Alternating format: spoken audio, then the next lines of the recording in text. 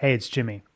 I had a discussion with a job candidate this morning, and ATS came up immediately.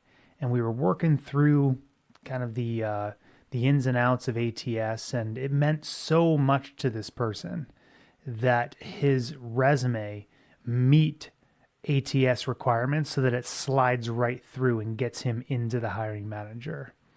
Now, if you don't know what ATS is, they're applicant tracking systems, and it's software and likely artificial intelligence that's baked into the receiving process of these companies when they receive your applicant information or your resume.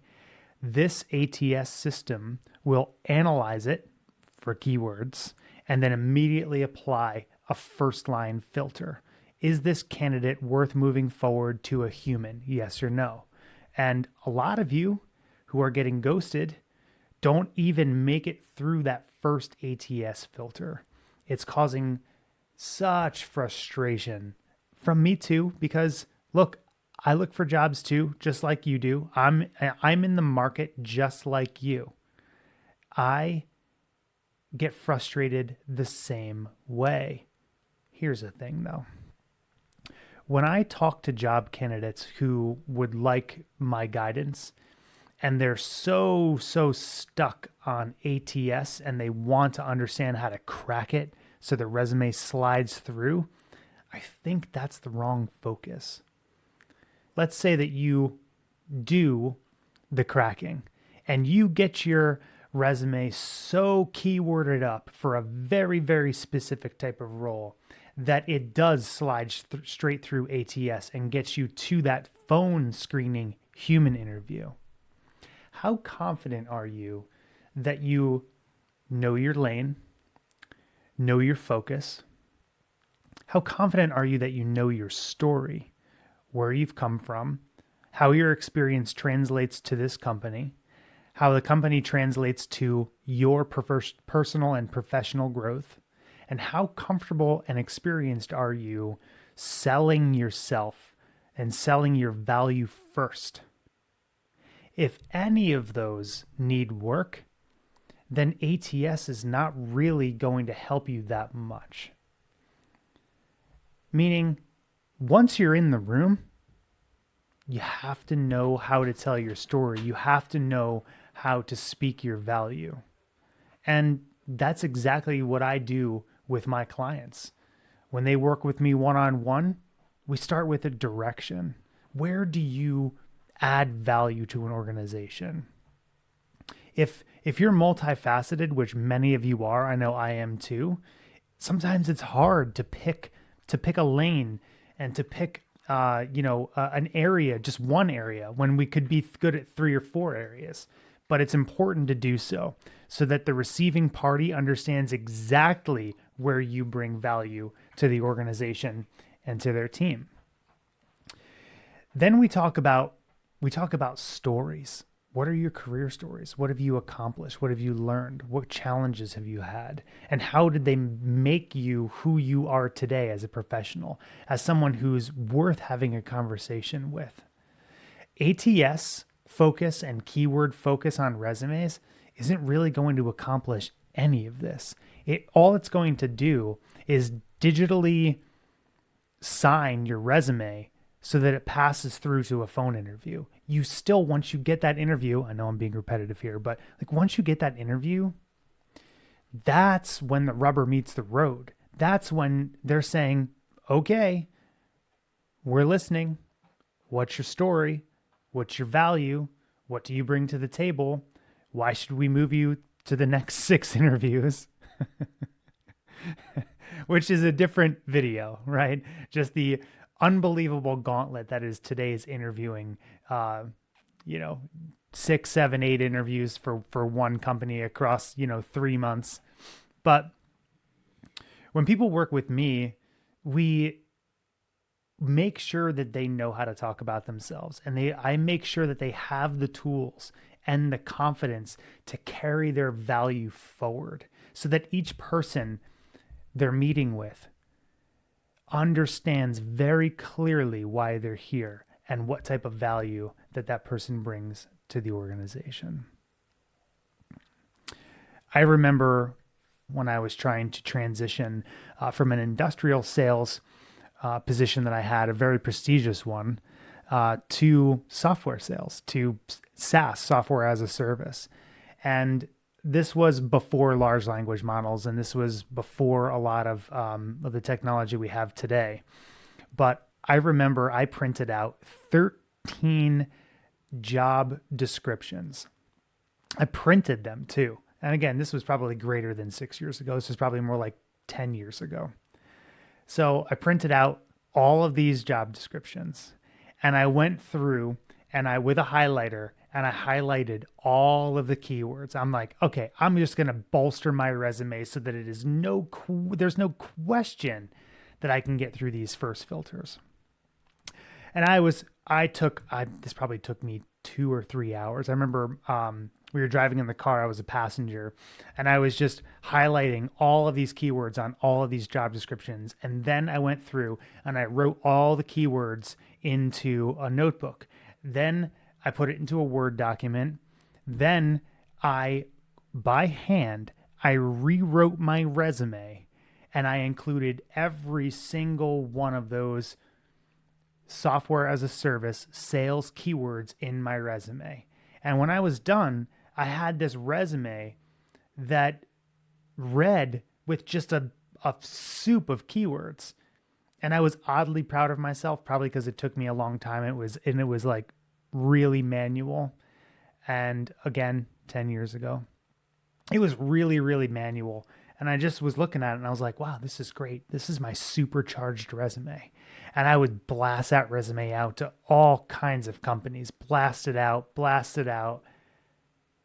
And the response was not what I expected. I expected, because I had put all of that time and all of that effort into making sure the keywords were exactly right, and my resume bullets were all written with these SaaS keywords from an industrial salesperson typecast, that I could break through. I didn't break through. I didn't break through anything. And I called a friend who worked for a really big SaaS company as an engineer. But I called him and I asked him from a sales perspective, I'm like, what am I doing wrong here? Like my resume has all the keywords. And this was a big change for me, because I hadn't looked for a job in a while. He said, Jim, you just got to talk to people. Like, get referrals. That's the way you're going to get in the door. Yeah, great. So your resume has like 50 keywords in it in our industry. That's not going to do anything. Now, I learned 10 years ago that I needed to be talking to people, asking for people to open the door and usher me into the team. Even before I've applied for the job, getting referred was going to be much, much greater in terms of efficacy than just messing around with keywords on my resume. Now, today, you can use a whole host of artificial intelligence tools to make your resume keyword soup, just like I did manually over the course of about 3 or so hours. Unfortunately, the efficacy is the same.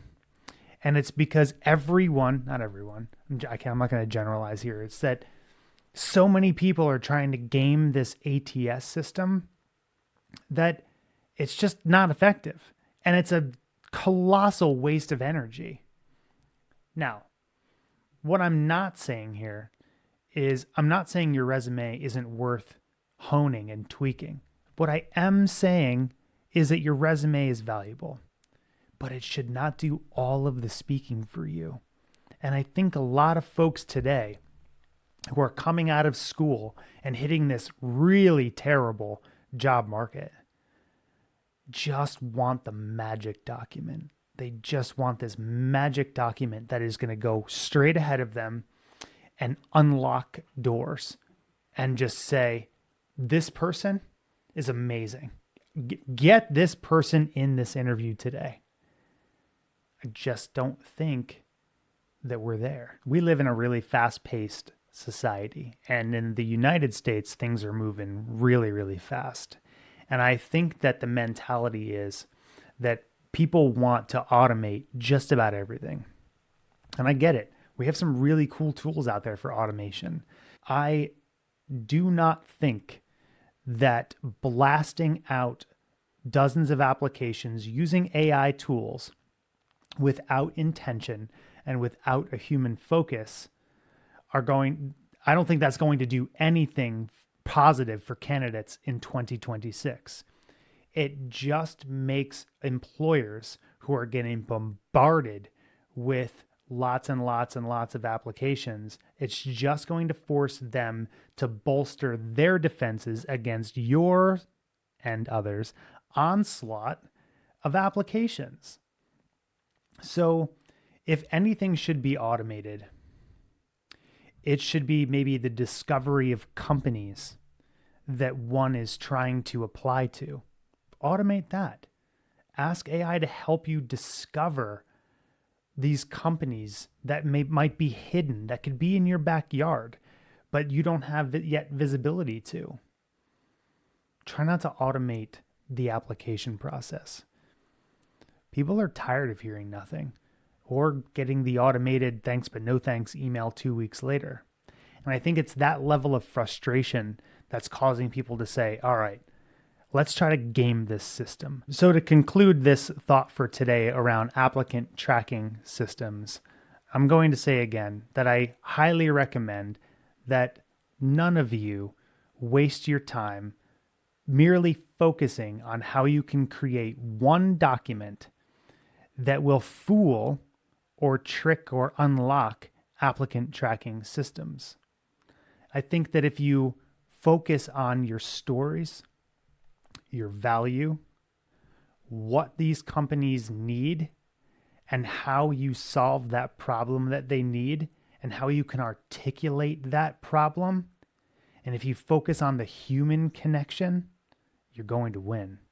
And it may not be right away, but when you take focused attention and you take that attention and you apply and you follow up with the humans involved here, and you can find a way to articulate your value straight away so that you become the obvious choice, that's what wins. If anything I've said today resonates with you, let me know in the comments. I'd love to hear from you. And I do offer one-to-one coaching. Any of you who are pivoting careers, entering a career from a big hiatus, or changing industries, check out thepathfinders.club. That's thepathfinders.club. We'll see you there.